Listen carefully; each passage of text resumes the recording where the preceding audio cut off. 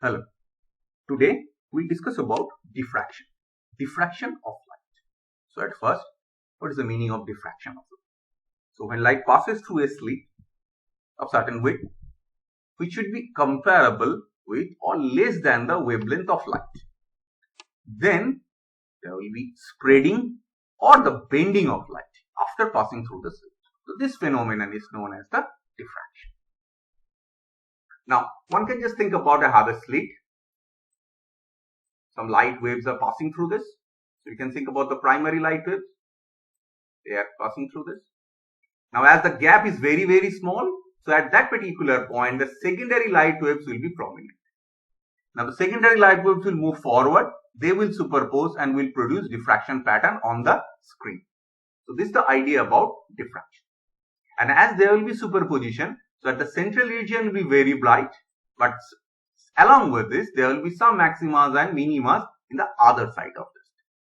So that particular case is known as the spreading out, or you can say this is the bending. So normally we used to say this is the straight direction and this is the bending direction.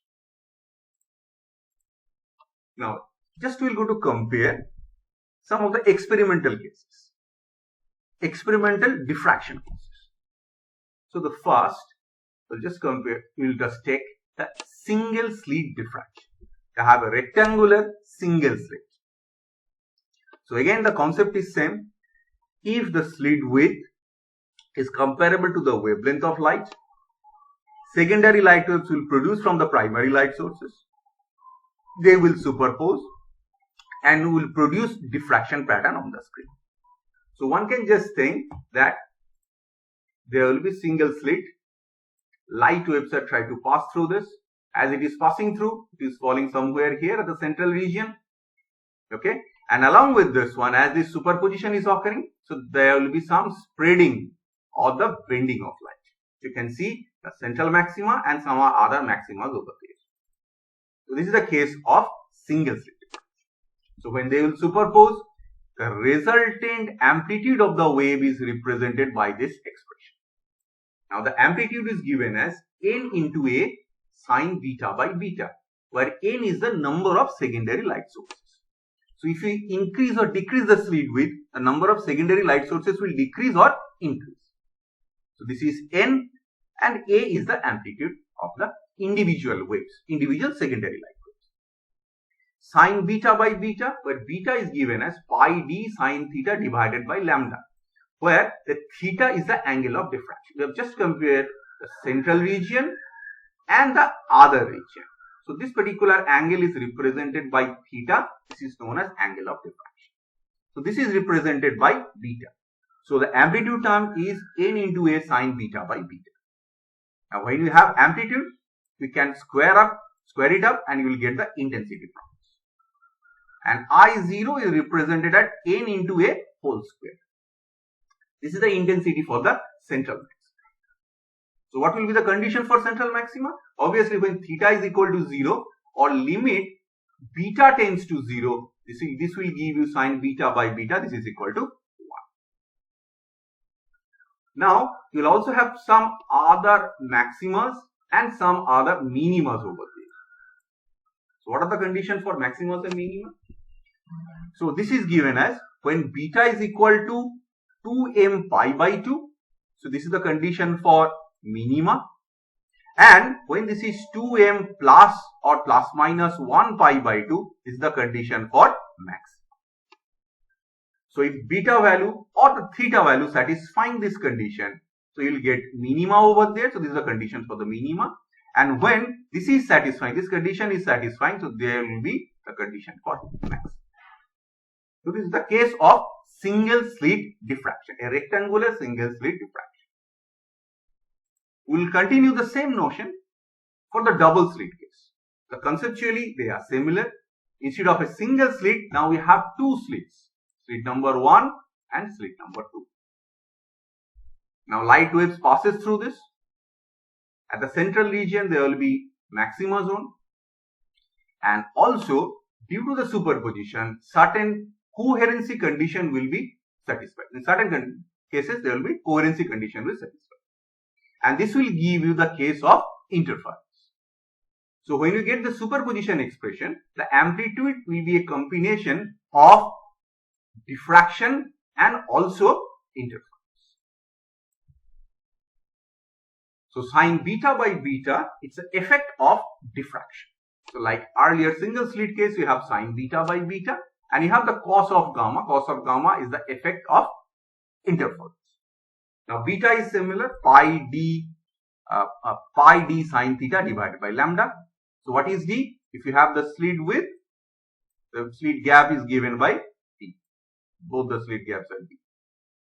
And what is gamma? This is pi d plus b sine theta divided by lambda. So the gap between the slits is given by b. So this is the amplitude of the resultant wave. Now square it up, you'll get the intensity back.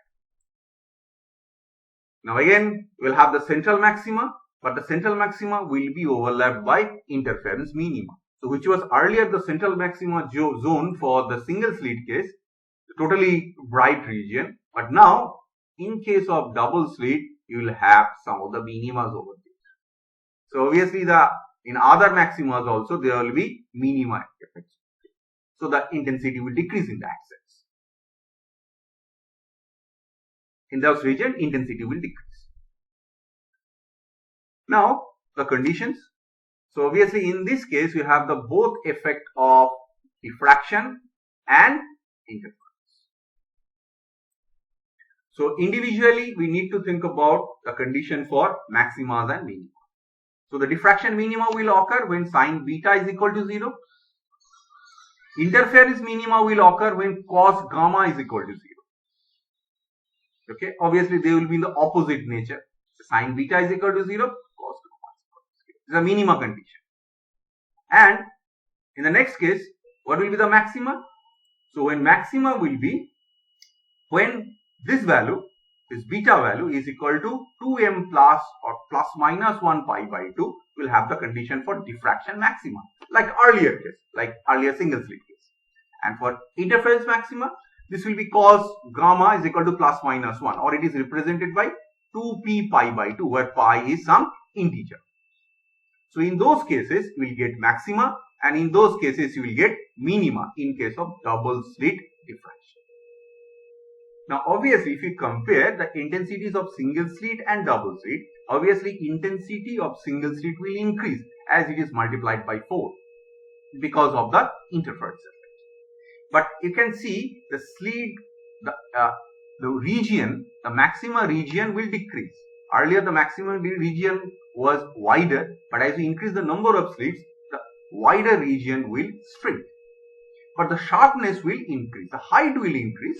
So if you are plotting it graphically, so this region will decrease, but the height will increase. So this will look brighter, but the thickness will be lesser, or the width of the fringe will be lesser. Now we have the double slit. Same thing will be continued, same notion will be continued for the multiple slit or the diffraction grating.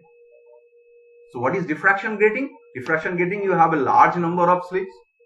Simultaneously they are placed 1, 2, 3, 4, 5, 6. Large in number slits are available. Again the same concept, the gap of the slit is represented by B and the gap between the slit is represented by B. Same condition. Again the light waves are coming, primary light waves are coming, they are superposing. When the secondary light waves are formed, so they will superpose and will produce the diffraction pattern. Now when they are superposing, you will get the resultant amplitude over there. Now again the repetition, sine beta by beta. Okay, you have the diffraction effect and the extended part for the n number of slits. What is there? Now we can see it is sine beta by beta into sine n gamma by sine gamma. So what is n? N is the number of slits. How many number of slits are there? Again beta is given as pi d sine theta divided by lambda and gamma is given as pi b plus d sine theta divided by lambda.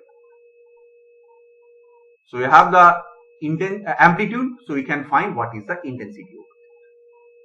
Now when you have the intensity, now we can find the condition for the maximas and minima. Again sine gamma is 0, so this will give you the central maxima condition. But for the secondary maxima, when sine n gamma by sine gamma, this is equal to 0. You can consider square or without square, this must be equal to 0. When they are equal to 0, so we will get the condition for minimum. And when n cot n gamma, this is equal to cot gamma. When this condition satisfied, so you will get the secondary maxima for diffraction grating or multiple slits. Now again you can see the weight of the maxima zone is lesser, but they are very sharp. So their brightness will increase, but the region will decrease. So the same thing was there in case of double slit and in case of multiple slit. It will be brighter, but the area or the width or the thickness of the fringes will be lesser. Now all three cases we have considered rectangular slits, single slit, double slit, or even in case of multiple slits. Now the last one we will compare it with a circular aperture or the area. So what is the idea? So we can think about a area, a hole, a obstacle which is in a circular form, whose radius is given as A and it is comparable to wavelength of light. Again, when they are comparing, so the same condition will be applicable, the diffraction condition will be applicable. That means when light is passing through this. So you have a hole over there. When light waves are passing through this, the primary light waves are here, they are passing through this, they try to pass through this.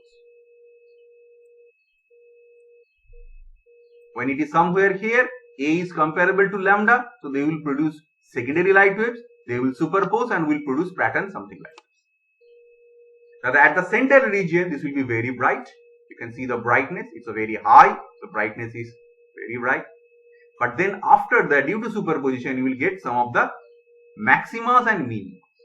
So these peak values are denoting maxima, whereas the dip in between two maximas is representing the minima. Okay? The dip between the things are minima.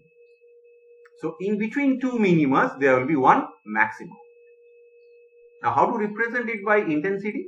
So for the circular aperture, it is denoted that the intensity is a function of a, it is equal to I0 2 into J1 alpha by alpha whole square, where J1 alpha, this is known as the Bessel function of first order. It's a function expression. Okay, and alpha is denoted by this particular expression. Now, what is the condition for the maxima and minima? So again, when theta is equal to 0, we will get the central maxima. And what is the condition for the minima? So obviously, when Ji alpha, this is equal to 0. So in this case, we will get the maxima, the dark.